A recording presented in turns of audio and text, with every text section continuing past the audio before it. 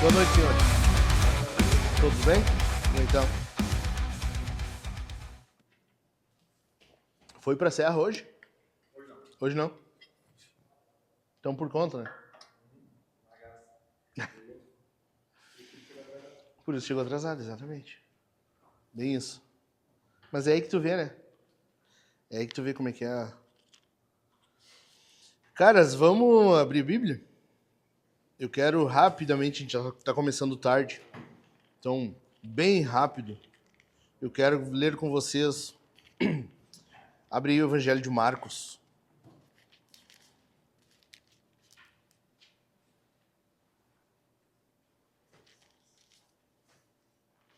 Eu quero ver com vocês hoje qual a razão de ser disso aqui. Qual a razão de ser da Homens Corajosos. Por que que tem isso aqui? Por que que a gente está investindo nisso e está perseverando nisso? E eu quero apontar 3 razões do porquê que nós precisamos disso aqui. Por que nós precisamos de um ministério de homens? Por que nós precisamos da Homens Corajosos? Bora? Achou Marcos aí? Marcos 3, versos 13 e 14.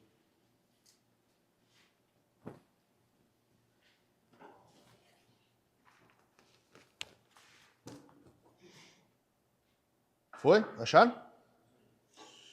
Depois, Jesus subiu ao monte e chamou os que ele quis, e vieram para junto dele.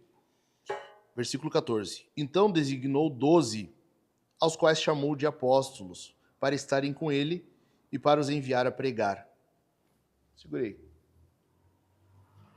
Até aí. Caras, então,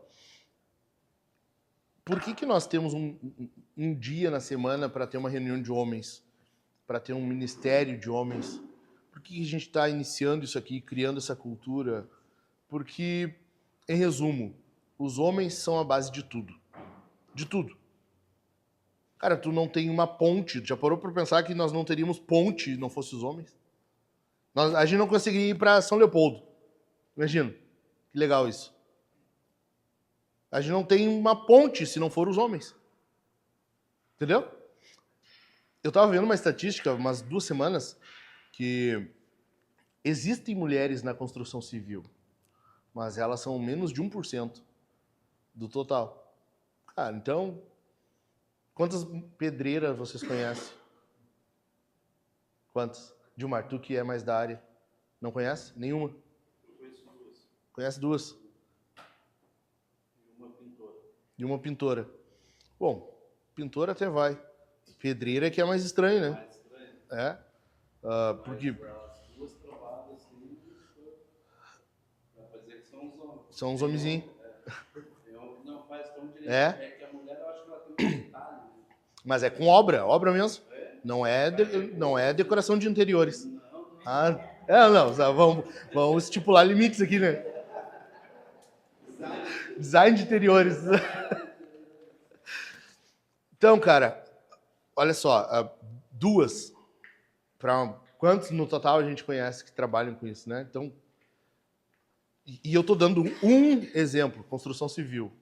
Quantas outras coisas na humanidade tem que foram homens que construíram? E eu tô falando na sociedade de um modo geral, tá? Além disso, as famílias, cara. Olha quantas famílias destruídas hoje a gente tem, porque a gente está vivendo um período de crise na masculinidade. Crise de homens.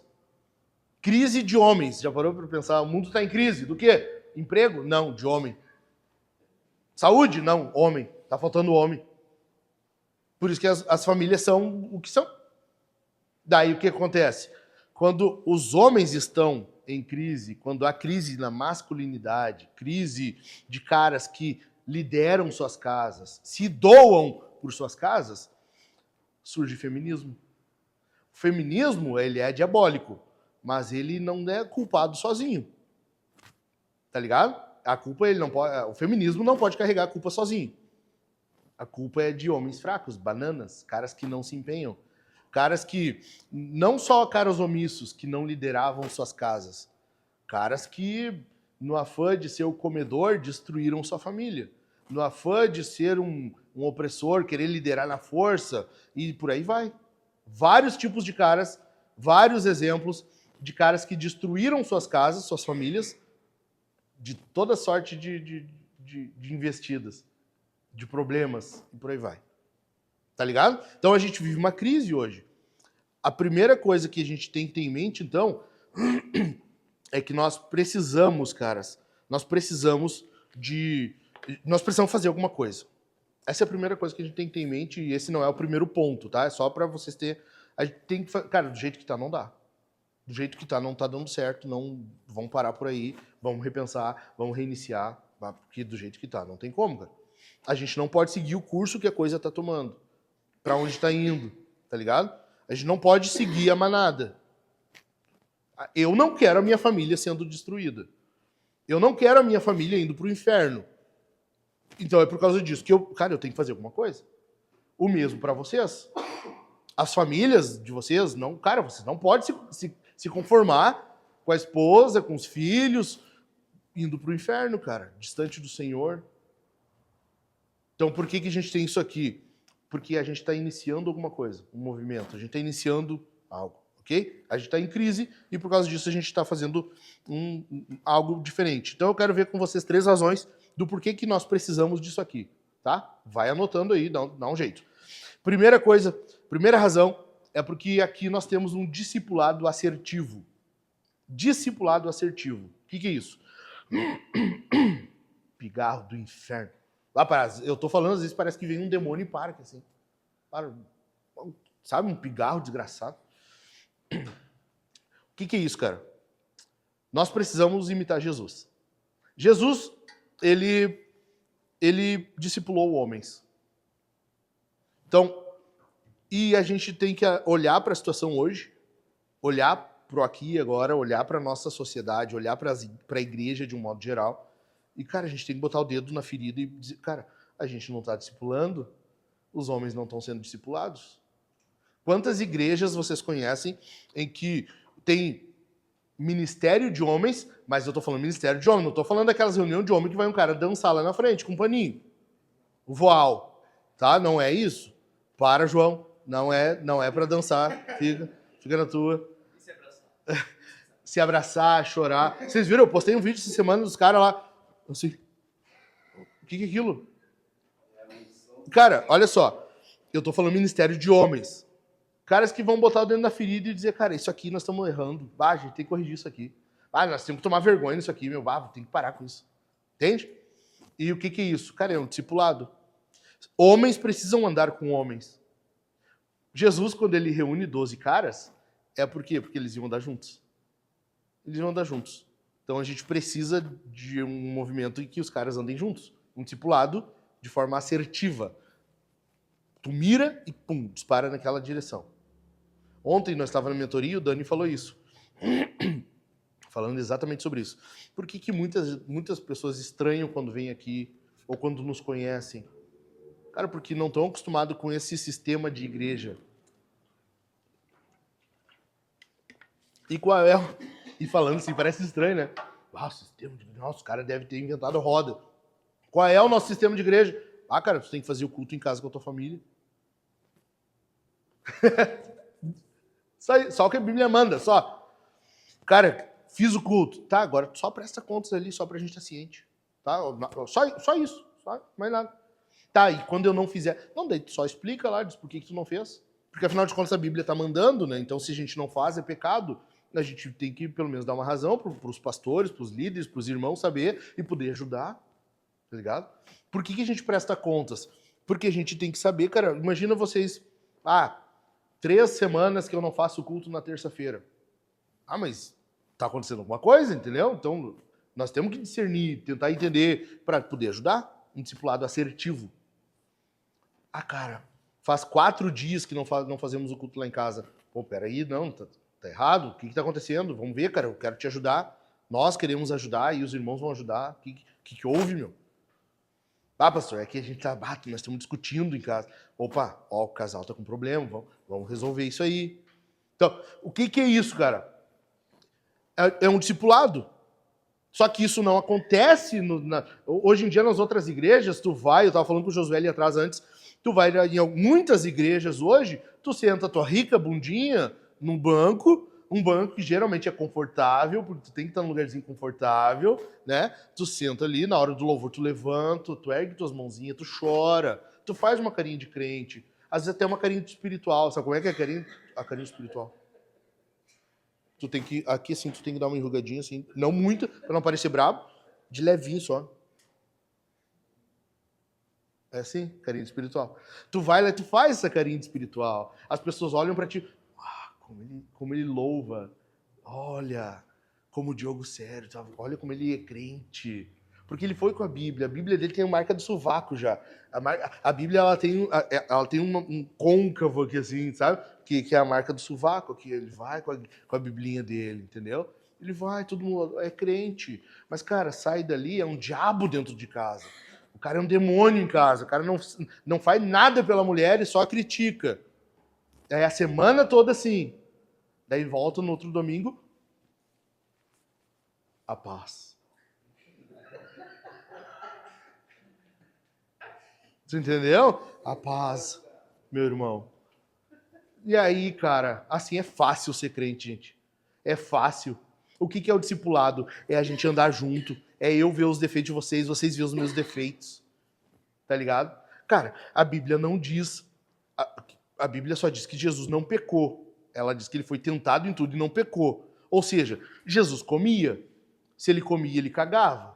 Ou seja, se ele cagava, então ele soltava uns peidos também. Eu imagino que Jesus soltava uns peidos fedorentos, tá ligado? Às vezes, assim, só pra zoar. Cara, não é pecado peidar, ou é? É? A Bíblia não diz que é pecado. Então, Jesus dava... Tem uns que é uma agressão, né? Tem uns que... Mas o de Jesus não era tanto assim. Mas, cara, imagina Jesus dando um peido, às vezes se matando de dar risada dos caras. Então, os caras tão perto um do outro, tu sabe os defeitos do outro, tá ligado? O problema é que hoje a gente não quer isso. É mais fácil se manter cristão, se manter crente, sem andar muito perto. E por que eu dei o exemplo de Jesus? Porque com certeza os outros faziam. Jesus, eu tenho dúvida. Será que Jesus peidava ou não? Tá ligado? Os outros, eu sei que peidavam, né? Os outros 12 ali. Então, a questão é, por que a gente faz assim aqui? Que a gente busca um discipulado assertivo, algo que faz realmente a gente perceber coisas uns dos outros. Olha só, deixa eu ler para vocês bem rapidinho, olha só, presta atenção, cara. Alguns estudos, uma pesquisa, aí tem...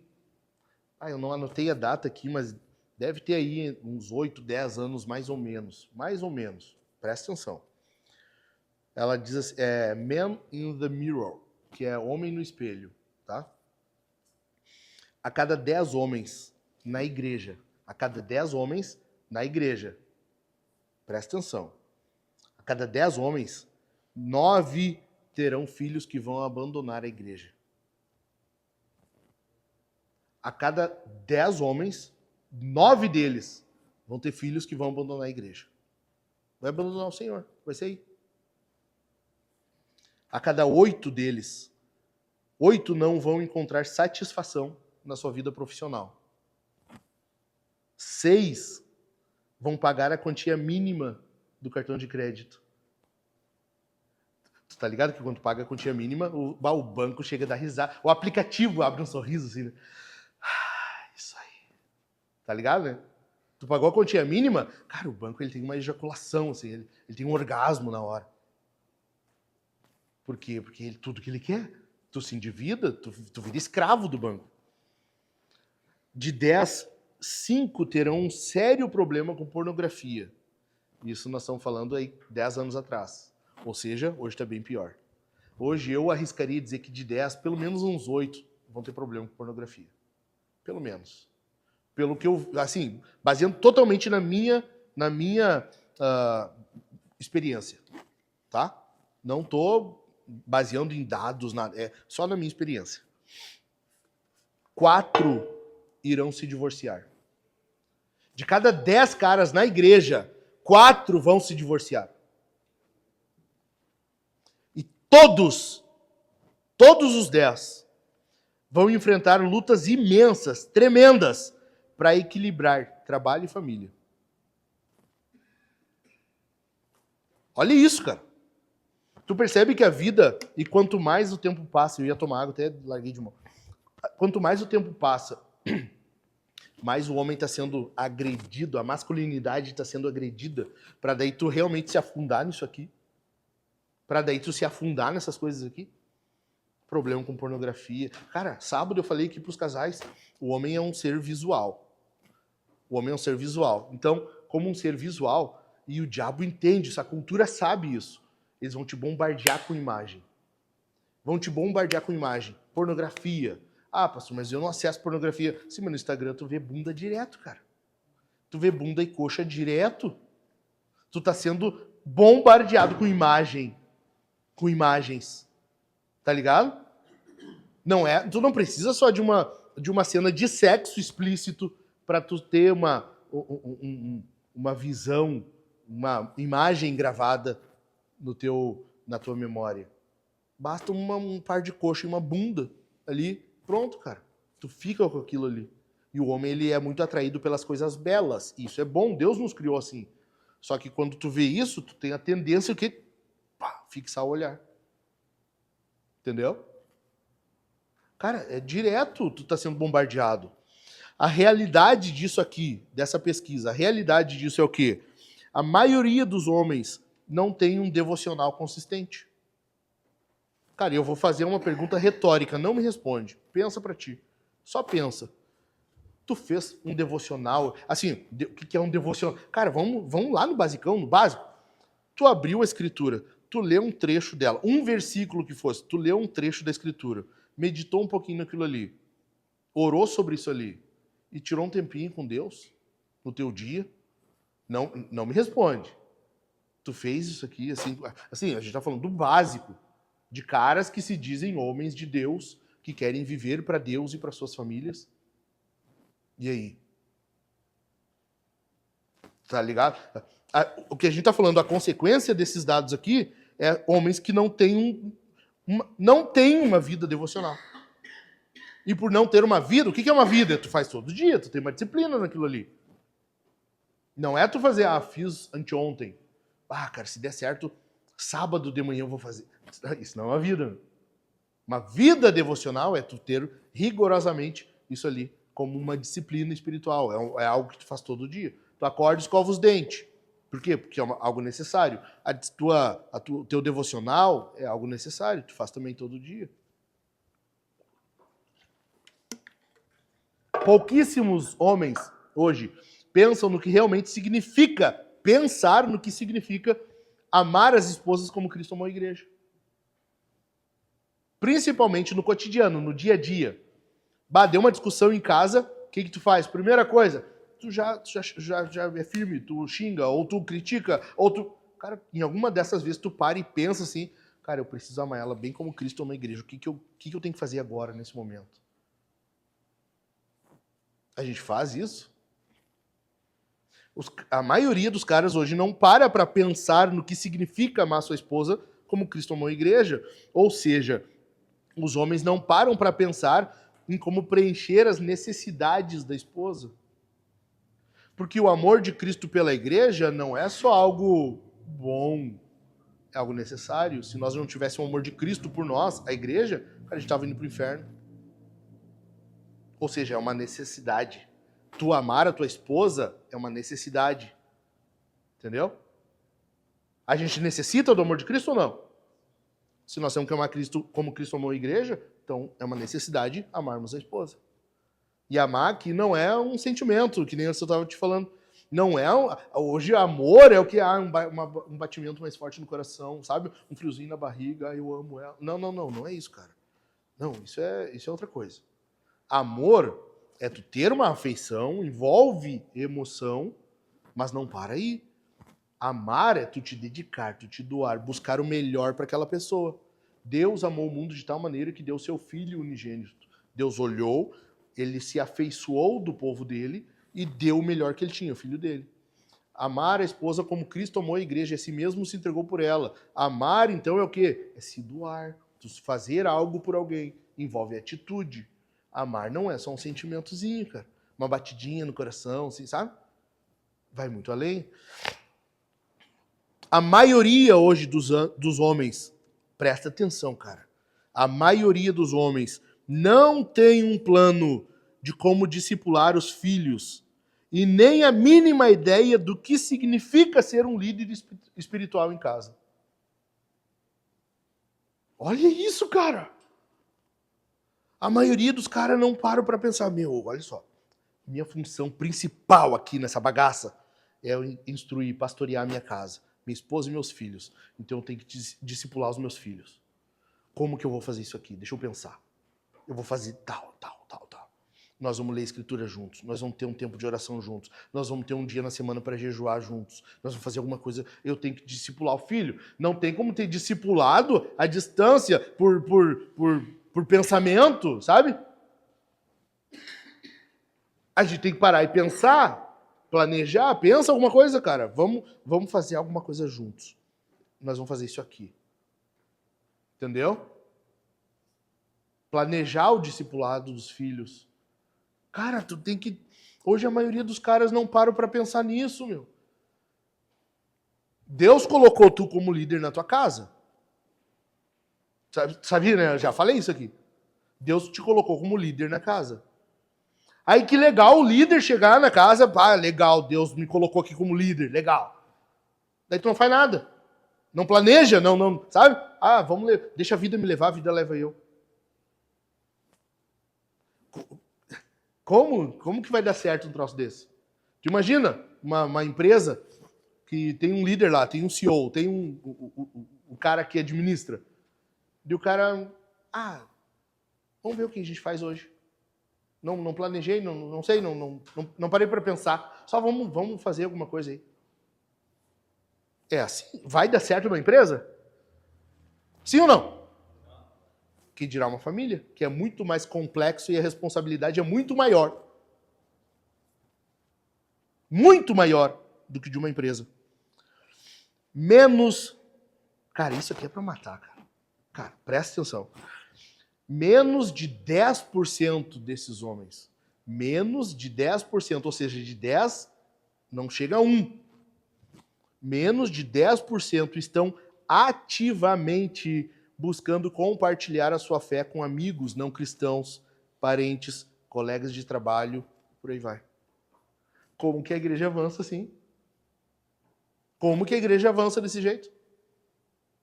Se nós temos de 10 caras na igreja, 10 caras em que vamos arredondar, é o cara que está ativamente preocupado, pensando em como compartilhar a fé. Falar de Jesus, pregar o evangelho. E aí? Tu percebe como a crise de masculinidade hoje ela afeta na casa, afeta na igreja e afeta a sociedade. Tu entende por que nós estamos vivendo então uma crise de masculinidade? Nós estamos com crise de homens hoje. Sim ou não, gente? Nós estamos com crise de homens, cara. Então a gente precisa disso aqui. Como um discipulado assertivo, para termos discipulado, para um discipular os outros, para nós andarmos juntos, para nós nos ajudarmos, ok? Segundo lugar, por que a gente precisa de um ministério de homens? Porque quando o homem cresce, todos crescem. Todos crescem. Se tu ajudar o homem a acertar as coisas nos seus corações, no seu íntimo, na sua alma. Coração na Bíblia é o teu eu interior. Se tu ajudar os caras com isso, todos só têm a ganhar. Olha só. Quando nós pensamos na aliança de Deus, o que é isso? Deus fez uma aliança conosco.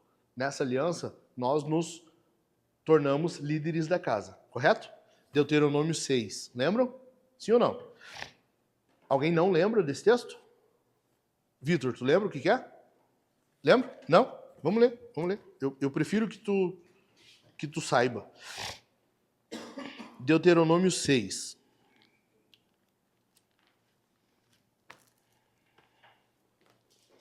Deus fez uma aliança com o povo. Nessa aliança com o povo, ele deu leis. Leis que vão reger o povo. Aí no versículo Cara, vamos ler desde o versículo 1. Eu ia ler o 4, mas vamos ler desde o 1. Deuteronômio 6, versículo 1. Achou aí? Bora. São estes os mandamentos, os estatutos e os juízos que o Senhor, seu Deus, ordenou que fossem ensinados a vocês, para que vocês os cumprissem na terra em que vão entrar e possuir. Para que durante todos os dias da sua vida, vocês, os seus filhos e os filhos dos seus filhos, ou seja, os teus netos, temam o Senhor. Qual o objetivo, então? Temer a Deus. É se relacionar com Deus, ter uma vida com Deus. E guardem todos os seus estatutos e mandamentos que eu lhes ordeno, e para que seus dias sejam prolongados. Portanto, escute, Israel, e tenham cuidado de cumprir esses mandamentos, para que tudo lhes corra bem, e vocês muito se multipliquem na terra que mana leite e mel, como o Senhor, o Deus dos seus pais, lhes prometeu. Versículo 4, o Shema, o versículo mais importante para Israel. Escute, Israel, Senhor, nosso Deus, é o único Senhor. Portanto, ou seja, tem uma verdade aqui. O Senhor, nosso Deus, é o único Senhor. Portanto, tá, o que a gente faz com isso? Qual a consequência agora? Portanto, ame o Senhor, primeiro mandamento. Lembra? Primeiro e mais importante mandamento. Ame o Senhor, seu Deus, de todo o seu coração, de toda a sua alma e com toda a sua força. Versículo 6. Estas palavras que hoje lhe ordeno estarão no seu coração. Como que tu ama Deus? Guardando a palavra. Guardando a palavra. Como que tu ama Deus de todo o coração? Guardando a palavra dele aqui. É o que o salmista falou, lembra? Guardei a tua palavra no meu coração para não pecar contra ti. Salmo 119, verso 11, se eu não me engano. Versículo 7. Você quem? Olha para quem ele está falando aqui, para quem está se dirigindo. Você as inculcará a seus filhos. Ou seja, está falando para os pais. Está falando para os caras. Você as inculcará a seus filhos, e delas falará quando estiver sentado em sua casa, andando pelo caminho, ao deitar-se e ao levantar-se. Até aqui. Cara, Deus fez uma aliança com o povo. Nessa aliança, ele colocou estrategicamente os homens para liderar as suas famílias. Deus fez uma aliança com o povo dele, o povo de Deus, o povo eleito, a igreja, tá? E nessa aliança, ele colocou tu estrategicamente para liderar a tua casa, a tua família. Deus colocou tu para liderar a tua casa. Isso faz parte, é uma pequena parte, uma pequena pecinha do macro, do grande plano de Deus para o povo dele. Ok? Então, quando tu tem que... cara, tu tem que entender que assim, ó, o homem ele tem que estar bem, porque quando o homem cresce, todo o restante cresce junto. O que acontece numa igreja em que tem pastora? Ou só ministra de louvor? Tu começa a ver os caras fazendo igual. Senhor, não é? Senhor. Os marmanjos, barbado, uma barba por aqui. E o cara... um jeito feminilizado de adorar. É ou não é? Voz fininha. Aleluias. Senhor. Então, por quê? Porque não é o papel da mulher, cara. Quando ela está fazendo aquilo ali, os homens seguem, eles vão se tornar aquilo ali. O contrário não é verdadeiro. Quando o homem lidera, a mulher não se masculiniza. Ela não se torna um homenzinho. Pelo contrário, ela floresce. Assume o papel na tua casa e tu vai ver a tua esposa florescer. Tu vai ver os filhos crescer no Senhor. Entendeu? Ó, escuta isso aqui, ó. O cara que fez a pesquisa, essa que eu mencionei, é acho que é Pat o nome, Pat Morley. Ele escreveu assim, ó. Você pode imaginar de alguma maneira o mundo estando correto, a não ser que a igreja esteja correta? Não tem como, né? Ou o mundo não está correto, ou o mundo está correto porque a igreja está... O bem do mundo hoje é a igreja. Cara, isso é papo para outro café, leva muito tempo. Só para alguns segundos para pensar do que seria do mundo sem a igreja. Vamos começar por baixo? Não haveria universidade, não haveria hospital, orfanato. Isso não existia. Não existiria. Isso tudo foi criação da igreja. Cara, a gente não teria a moralidade que nós temos até então. A moralidade do mundo hoje, principalmente o ocidental, é uma moralidade judaico-cristã. Ou tu acha que os índios aqui eles eram respeitadores, tolerantes?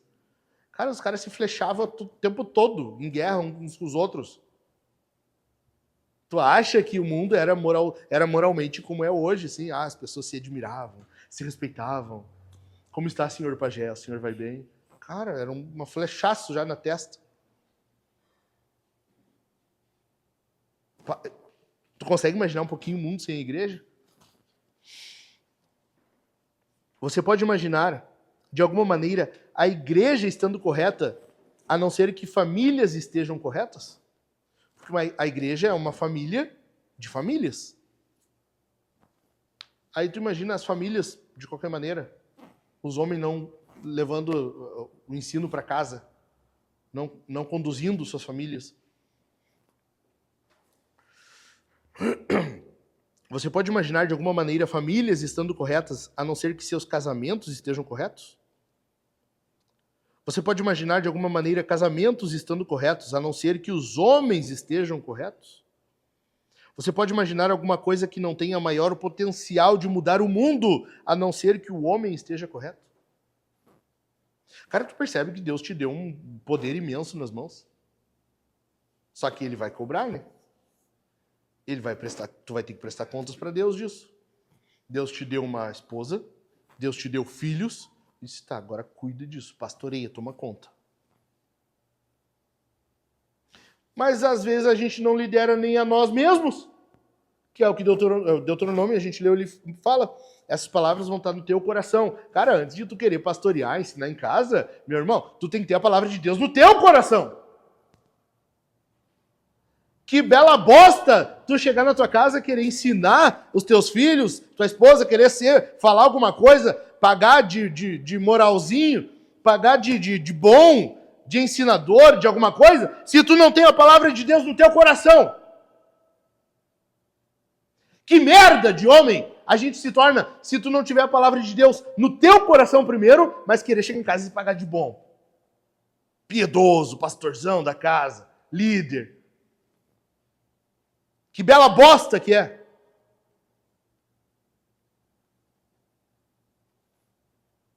A gente precisa ter a palavra de Deus no nosso coração. O discipulado masculino, discipulado entre os homens, ele precisa disso aqui, porque assim ele se torna visível.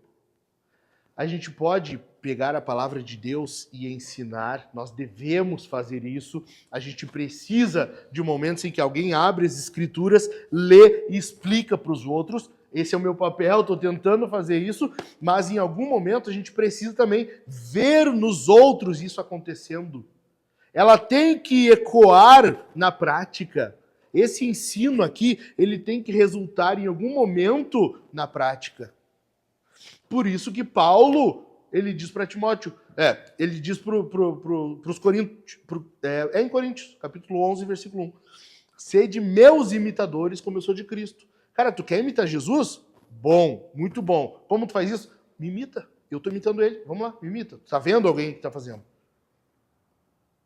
Tu não vê Jesus hoje. É muito fácil tu dizer, não, eu imito Jesus. Ah, como? Não, eu tenho meu relacionamento com ele, eu me relaciono da minha maneira com ele, eu tenho meu entendimento sobre Jesus. Cara, isso a cultura tá cheia. A cultura, o que mais faz hoje é imaginar aquele Jesus cabeludo, maconheiro, paz e amor. Sabe? Cara, Jesus não é aquilo ali. Jesus é aquele que vem com a espada. Josué 5. Jesus é o cara que vai e ele derruba as mesas, os negócios, e diz, a casa do meu pai será chamada casa de oração. Jesus nem sempre é aquele carinha, sabe? Pô, tá legal, é nóis. Pô, tamo de boa. Não, cara. Não, Jesus às vezes toca o terror. Em Apocalipse, Jesus vem tocando terror. Entendeu? A gente precisa, então, ver em alguém para poder imitar. Deus pode ser gracioso em que algum eremita que vive no meio do deserto sozinho imite Jesus? Pode, cara, pode. Mas ele não faz... o modo geral não é assim. É aqui, ó. É nisso. É isso aqui. Nessa bagunça toda aqui. Essas carinhas, coisa mais horrível. E que eu não entendo como é que as mulheres podem olhar e dizer, eu te amo. Não, porque não tem explicação, né? Imagina a Laís olhar pro Leandro com essa carinha e dizer, eu te amo. Ah, que terror, cara. Coitada, cara. Não, e ele faz carinha sensual, né? Tu viu nos stories, lembra? É eu que tava gripado esses dias. Pior é o Daniel mandando fotinho de homem musculoso hoje no grupo. Ah, paremos daí, né? Cara, tu entende como é o modo de Deus agir? Via de regra. Via de regra. Deus tem suas maneiras, ele é livre. Ele é indomável. A gente não põe Deus numa caixinha, tá? Então ele é livre, ele faz o que ele quer. Mas a via de regra, a maneira de ele agir, é assim? É a gente sendo aprimorado, aperfeiçoado no discipulado? Vamos adiante. Em terceiro lugar e último, estou encerrando. Por que a gente precisa disso aqui? Porque foi o que Jesus fez. Ele pegou, reuniu alguns caras. Jesus, cara, olha só, Jesus foi muito revolucionário para a época. Ele considerava com a mais alta estima mulheres e crianças. Cara, Jesus, tá ligado que João 4 ali é uma quebra de paradoxo, né? Jesus, ele tá conversando com uma mulher que não é judia, ela é samaritana, no posto ele tá sozinho conversando com ela. Cara, aquilo ali não acontecia, meu. Aquilo ali não acontecia, meu. Jesus, ele pega as crianças no colo e ele diz que elas são bem-aventuradas, que o reino pertence àqueles que são como elas. Cara, tu parou para pensar que não precisava ser os ímpios, os pagãos, os fariseus, os discípulos de Jesus estavam impedindo as crianças de chegar nele? Porque não tinha, cara, criança, mulheres, não eram, então, idoso. Nada muito diferente de hoje, né? Tu só tem valor se tu produz. Tá ligado? Por isso que criança hoje é melhor ter aborto, né? Vão abortar. Ah, não estava preparado, não era para agora, não tinha planejado. Os idosos, é melhor botar num lar, uma casa de repouso. Né? Melhor do que o filho ter que estar trocando fralda do pai e da mãe, idoso, né? É muito trabalhoso, isso é muito ruim. Hoje é assim, cara? Tu já parou para pensar? O que Jesus faz? Ele reúne 12 caras, por quê? Porque naqueles caras ali, ele está botando o potencial dele. Ele está investindo. Esses caras, ó, vocês vão fazer agora isso aqui. Essa cultura que eu estou criando, valorizar as mulheres, as crianças, cuidar do órfão, da viúva, esse é o nosso papel. Tá com vocês. Jesus reúne 12 caras, ele trata as mulheres e crianças com dignidade, mas o papel de liderança, o papel de pastorear, o papel principal, o árduo, ele dá para os homens. Ele reúne 12 caras e ele investe nesses caras. Um deu errado. Mas Jesus investiu. Tanto que nós estávamos lendo, a gente terminou a leitura bíblica, né? E a gente estava relendo os evangelhos. E aí eu não lembro se é em Marcos, acho que é em Marcos, quando Judas chega para Jesus, ele diz o quê? Amigo. Jesus chama os caras de amigo. Chama o cara, chama Judas. Cara, tu percebe que a traição foi numa via só, né? Jesus estava o tempo todo com o coração no cara. Jesus estava, ele amou Judas. Os calvinistas vão à loucura comigo agora. Jesus amou Judas. Jesus chama ele de amigo. Amigo.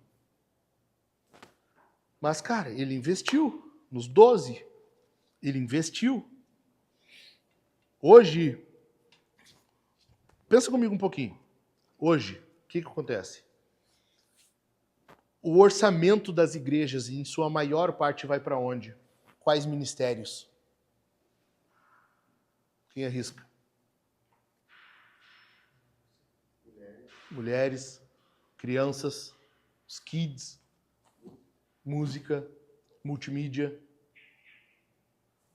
E tudo vai entrando na prioridade acima do ministério com homens.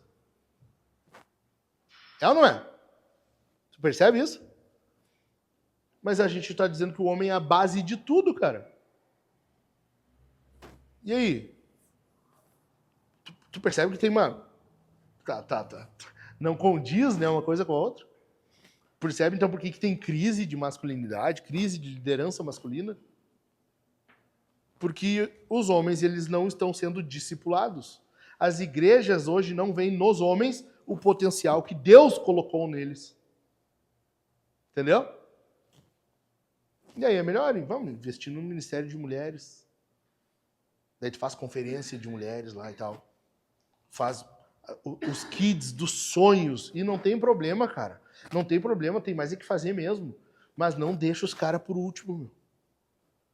Isso aqui é necessário por causa disso.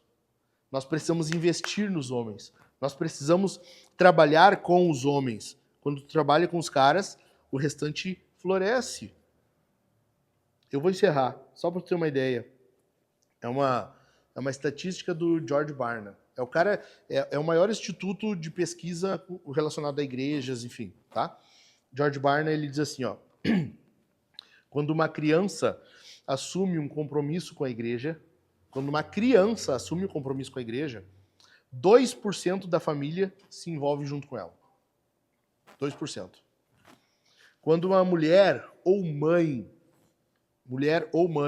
assume o compromisso com a igreja, 17% da família se envolve junto com ela. 17%.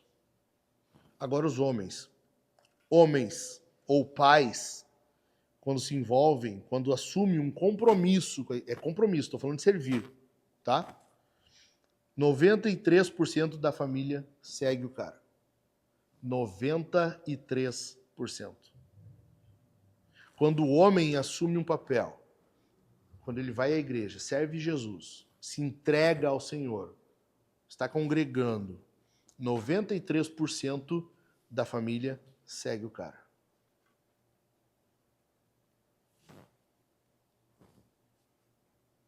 Tu entende?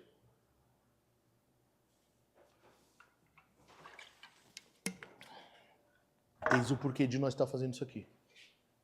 Essa é a razão de nós fazer isso aqui. A gente não está brincando. Eu acredito nisso aqui. Eu já falei isso, eu sei disso. Mas eu quero repetir. Eu acredito nisso aqui, cara. Eu acredito nisso aqui. Eu acredito que se a gente investir nisso aqui, é bom para nós. É bom para a igreja. É bom para a sociedade. Malaquias 2,15. Deus busca uma descendência piedosa. O nosso papel é esse aqui, cara. O nosso papel é se voltar para o Senhor, nos comprometer com Ele e orar, Senhor, faz com que a minha família me siga. Mas tu fazer o teu papel para isso. Amém? Cara, vou dar 10 minutinhos pra gente trocar uma ideia, tá? Quando nós temos em 9 irmãos, quando eu resolvi me converter, eles viram a mudança em mim. Apenas 3 não se converteram. Não conhecem Jesus. Mas já viram falar. Em 9, apenas 3, 6, totalizando comigo. Sim. Se converteu, segue ao Senhor, sabe? Direitinho e... Amém. Sabe? Amém. Pra mim é interessante. Que a gente não teve... É graça. É graça. A gente não teve uma estrutura familiar Uhum. com nossos pais. Estava falando antes com o Josué sobre isso, cara. Nem sempre tu vai ter um pai e uma mãe e Deus é gracioso e te salva. Mas com a gente que estamos aqui, a gente não pode agora, meu filho vai ser salvo. O nosso papel é fazer por isso. Entendeu? Nós já estamos aqui. Então não tem agora que, se Deus quiser, ele salva. Não. Ele quis, ele colocou o teu filho debaixo da tua autoridade, liderança, e agora ele botou tu na igreja. Pronto, cara. É a prova que tu precisava. Bora, cara? Trocar uma ideia? Quero que vocês conversem um pouquinho sobre isso, essa questão de liderança da casa, dificuldade, talvez, para aplicar o ensino bíblico em casa, ou se vocês têm algum conselho a dar, alguma dúvida a tirar, certo?